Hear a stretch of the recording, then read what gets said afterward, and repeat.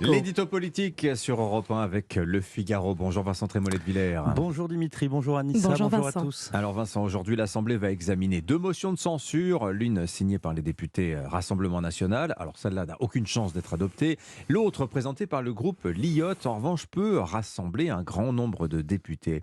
Est-ce qu'on peut voir le gouvernement Borne censuré ce soir, Vincent ? Franchement, ce serait une énorme surprise. Il faudrait que la moitié du groupe LR décide finalement de censurer le gouvernement et pour le moment, nous en sommes loin.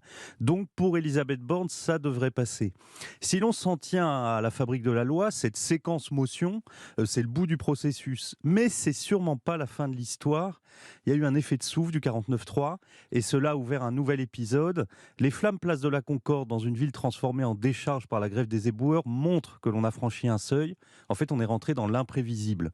Grève, blocage, violence, manifestations sauvages. Ça, c'est tout ce qui peut surgir sans prévenir. Mais ce qui est prévisible pour le gouvernement n'est pas plus rassurant. Une nouvelle journée de mobilisation jeudi, un probable recours devant le Conseil constitutionnel et la procédure du référendum d'initiative partagée que veut notamment Laurent Berger. Tout cela empêche le président de la République de passer à autre chose. Le maître des horloges ne maîtrise plus rien. L'aiguille s'est arrêtée sur la réforme des retraites et ce sont les opposants qui fixent l'agenda.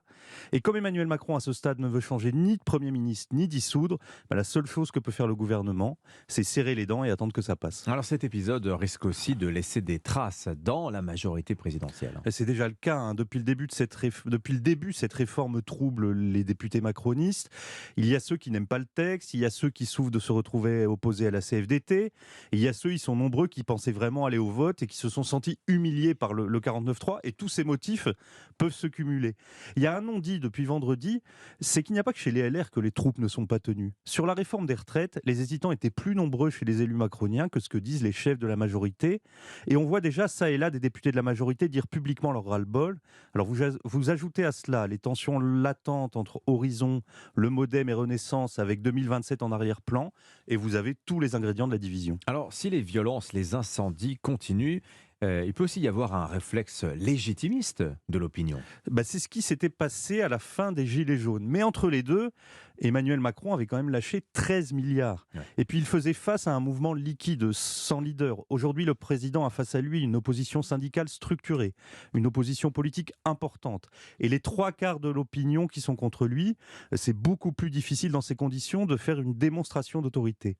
Et puis pour prendre la tête du parti de l'ordre, il vaut mieux ne pas avoir fait de risette à Jean-Luc Mélenchon, comme on l'a vu pendant la campagne présidentielle. Je vous rappelle qu'on a quand même entendu le chef de l'État reprendre en meeting la formule d'Olivier Besancenot, nos villes valent plus que tout leur profit. Alors, pour prendre la tête du parti de l'ordre, il faut aussi avoir fait ses preuves contre les activistes d'extrême gauche.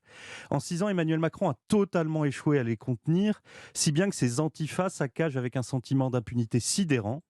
Donc, il faut souhaiter que l'État affirme son autorité et vite, mais je ne crois pas qu'Emmanuel Macron, cette fois, parvienne à en tirer un quelconque profit. Pour beaucoup de Français, il est désormais le président du désordre. L'édito politique sur Europe 1. Merci Vincent Trémollet de Villers.